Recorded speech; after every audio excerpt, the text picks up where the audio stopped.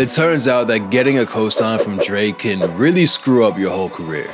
Well, soon as the Drake record dropped, I was having bidding wars between $8 and $9 million. Really? Yeah.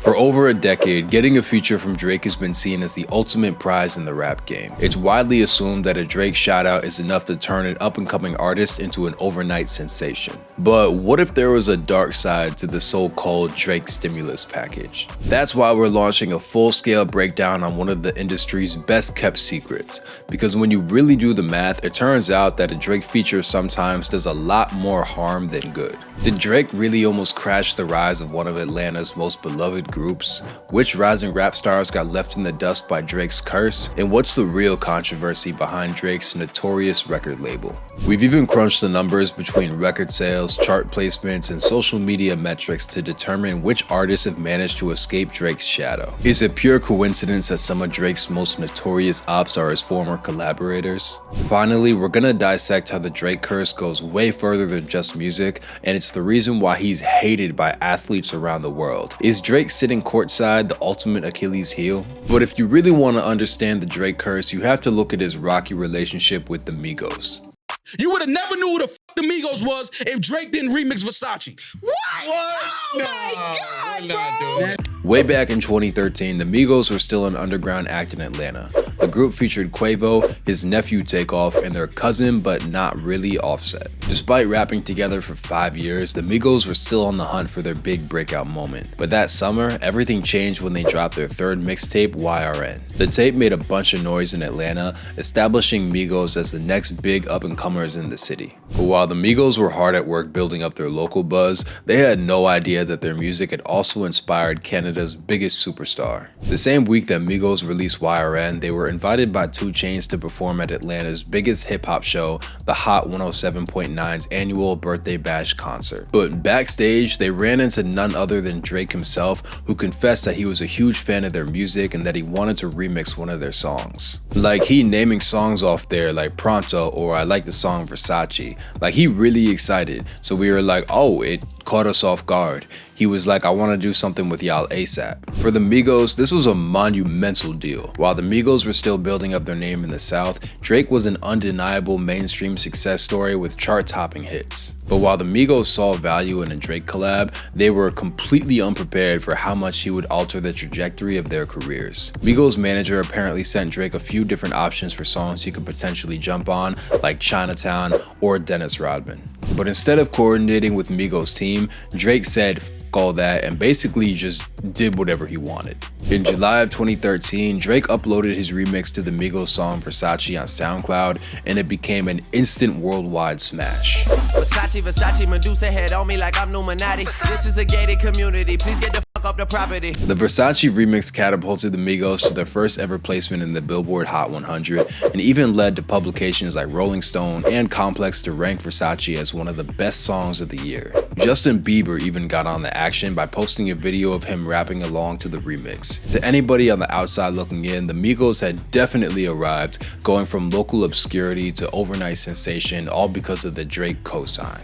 Or did they? It turns out that things were way more complicated behind the scenes. Drake totally took the Migos by surprise by uploading his Versace remix himself instead of working with the Migos independent label to figure out a release strategy. And when the label tried to coordinate with Drake so they could officially release a song on iTunes and sell it so the Migos could financially benefit, Drake didn't provide them with the legal clearances. And I'm not gonna lie, that's super shady. According to the book Rap Capital: An Atlanta Story, Drake may have deliberately snaked the Migos by putting his verse first on the song. Radio stations and DJs would play Versace and let Drake get out his first verse and cut the song before Quavo, Offset, or Takeoff even got a chance to rap their own song. And on top of that, it took a long time for the Migos to even capitalize on the cosign that Drake gave them. Despite the popularity of the Versace remix, the Migos struggled to create a follow-up project that delivered on the hype. Their debut studio album, Young Rich Nation, debuted at number 17 on the Billboard charts,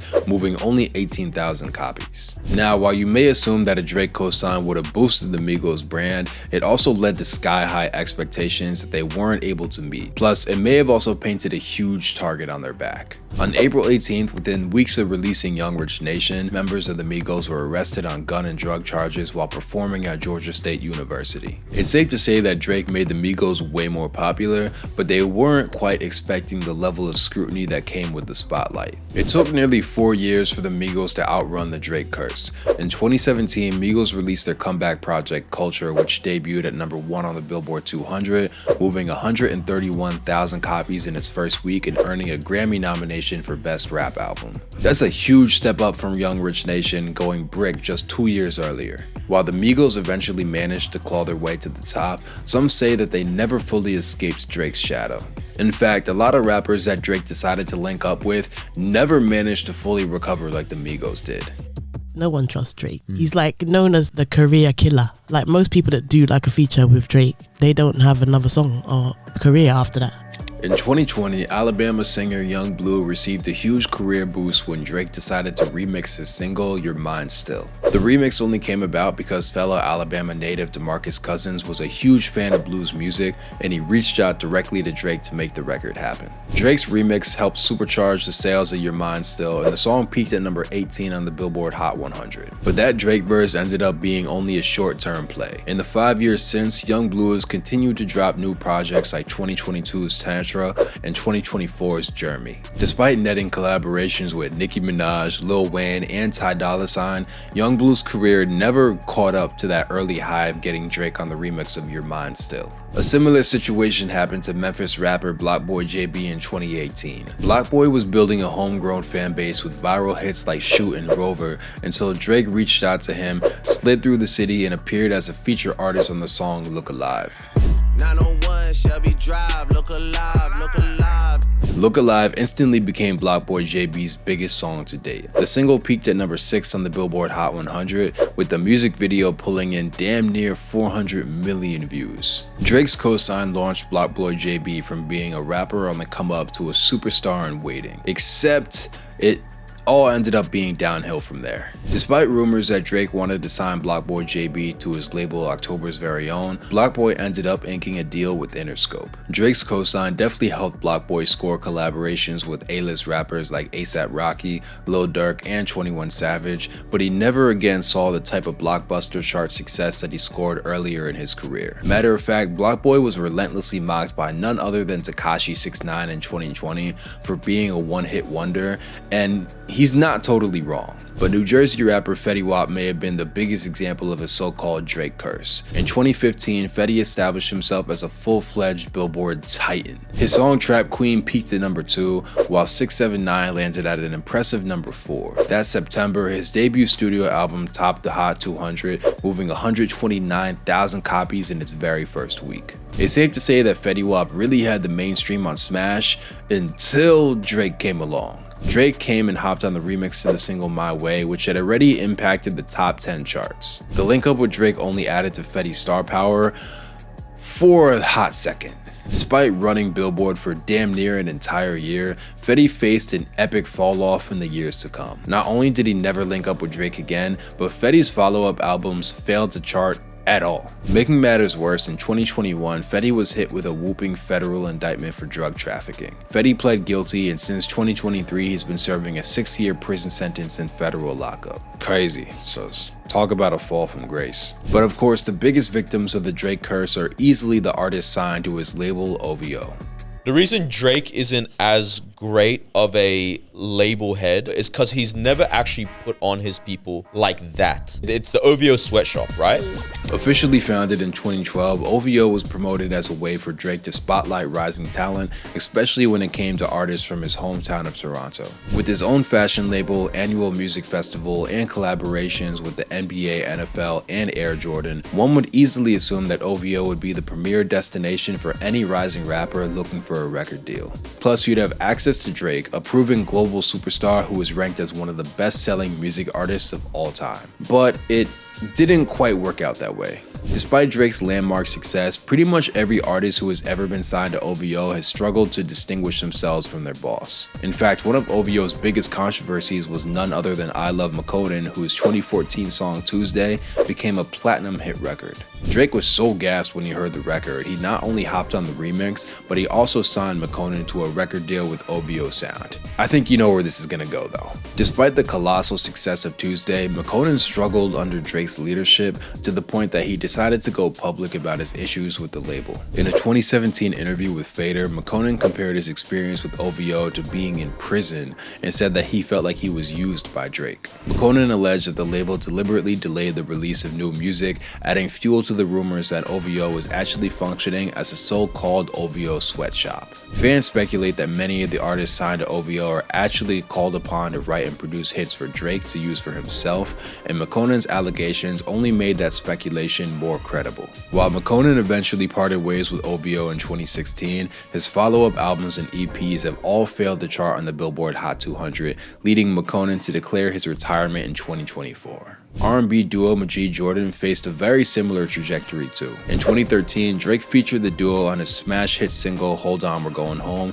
which debuted at number 4 on the Hot 100 and became Drake's biggest crossover song at the time. After inking a deal with OVO, Majid Jordan dropped their debut self-titled album in 2015 and even scored a Drake feature on the song My Love. But despite signing to one of the biggest rappers at the time, the album peaked at only 69 on the Billboard 200. Majid Jordan has since dropped 3 albums with OVO, enlisting features with Drake, Sway Lee, and Diddy, only to face declining sales across the board. When you go down the list of OVO's label roster, the same problem actually comes up again and again. Artists like Roy Woods and Division have been mainstays on Drake's label for years, but his takeover as the most streamed artist of all time hasn't trickled down to their benefit. Party Next Door, who was OVO's first ever signee, has long struggled to escape Drake's gravitational pull. Despite a decade-long run with the label, Party didn't earn his first #1 project until a couple weeks ago when he teamed up with Drake for his collab album Some Sexy Songs For You. So all that to say, it looks like signing to OVO isn't necessarily going to make all your dreams come true. In fact, some of the artists who managed to dodge the Drake curse are the ones who immediately went and cut ties with Drake. We're still like very close, you know, but it's cool that the world can see us kind of doing our own thing. OVO XOs, you know, it'll always be there. The Weeknd was famously linked to Drake at the very beginning of his career. With shared Toronto roots, the artist teamed up on Drake's sophomore record, Take Care, with The Weeknd claiming that he gave up a ton of his own songs for Drake's benefit. According to industry rumors, Drake was dead set on signing The Weeknd to OVO, but when The Weeknd turned down the offer to partner with Republic, their relationship became pretty tense. Despite the bad blood, The Weeknd deciding to part ways with Drake may have ultimately saved his career. Ranked by Guinness World Records as the world's most popular artist, The Weeknd has become an undeniable superstar. And to hear him tell it, he believes Drake would have wrecked his career too. On the 2024 song All To Myself with Future and Metro Boomin, The Weeknd took shots directly at Drake and pretty much validated all the talk about there being a curse on OVO artists. Quote, I thank God that I never signed my life away. Believe it or not, Drake's arch nemesis Kendrick Lamar was also once a beneficiary of the Drake stimulus package. In 2011, Drake gave Kendrick a standalone song on Take Care called Buried Alive Interlude. In the song, Kendrick raps about his first meeting with Drake and his mixed feelings on fame and being a celebrity. Quote, so blame it on Mr. OVO XO, the reason why I'm breathing all the... In 2012, Drake returned the favor by featuring on Kendrick's song Poetic Justice, which peaked at number 26 on the Billboard Hot 100. Great song. But that very next year, Drake and Kendrick's relationship soured when Kendrick called Drake out on the song Control. Quote, and that goes for Jermaine Cole, Big Crit, Wale, Pusha T, Meek Mills, A$AP Rocky. Drake reacted negatively to being mentioned by Kendrick, and the two artists never worked together again. Which honestly might be for the best, because we'd never get the masterclass of hating that Kendrick put on last year when he dropped Not Like Us. And sidebar, it's kind of wild that 2 of the artists who Drake hates the most both headlined the Super Bowl, and 3 if you count Rihanna, honestly.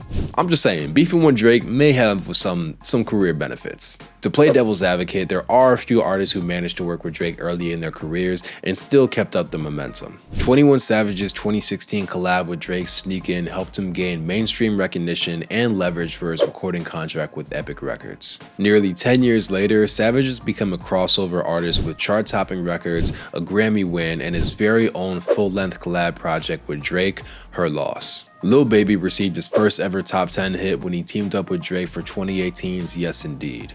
Instead of stalling out, Baby doubled down with 2020's My Turn, which became the best-selling album that entire year. So when you look at the big picture, some artists were better prepared for dealing with the massive hype machine that came with the Drake cosign. But the Drake curse doesn't just affect rappers, because a lot of athletes have straight up suffered whenever Drake decided to show support.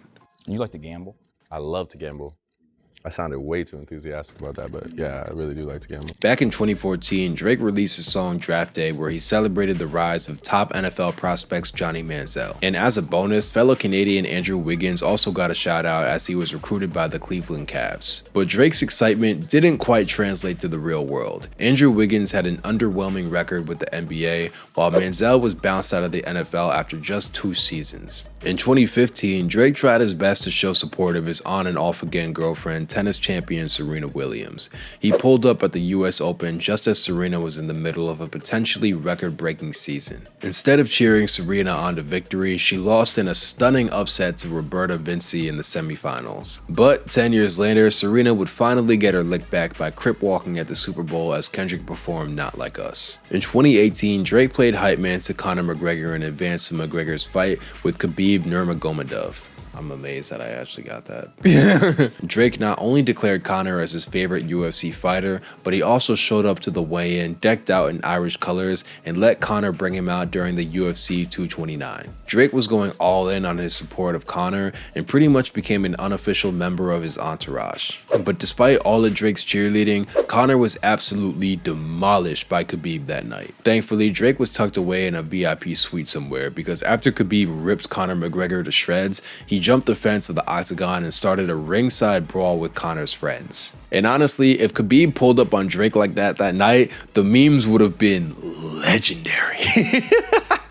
In 2019, one of the MLB's most hyped prospects was none other than Vladimir Guerrero Jr. After making his debut in April with the Toronto Blue Jays, Guerrero was set off to a respectable start, going 2 for 8 at the plate. But then he had to meet his favorite artist, Drake. As soon as the two linked up, Guerrero's record tanked, falling in a 2 for 15 slump over his next 4 games. In 2024, Drake made headlines when he put up $500,000 in support of the Edmonton Oilers winning the Stanley Cup, but instead the Florida Panthers clinched Game 7. And that was just weeks after Drake lost another $500,000 when the Celtics defeated the Mavericks in the NBA Finals. And honestly, if you have a whole curse named after you, it might be in your best interest to stop gambling, but to each his own. Drake tried his luck again by putting up $355,000 during Mike Tyson's fight with Jake Paul last November. Drake assumed that Iron Mike would pull through, but instead the Tyson-Paul fight was seen as a massive disappointment for fans. Not only did Jake Paul emerge as victorious, but Drake was dealt another crushing gambling loss. Mike Tyson was forced to end his legendary heavyweight career as yet another victim of the Drake curse. It's safe to say that the Drake curse is alive and well, but now that it's 2025, is there still time for Drake to turn things around, or is his aura permanently damaged? Only time will tell, but we're definitely gonna find out soon because of the rumors of a new Drake project on the way, so yeah, we gonna see.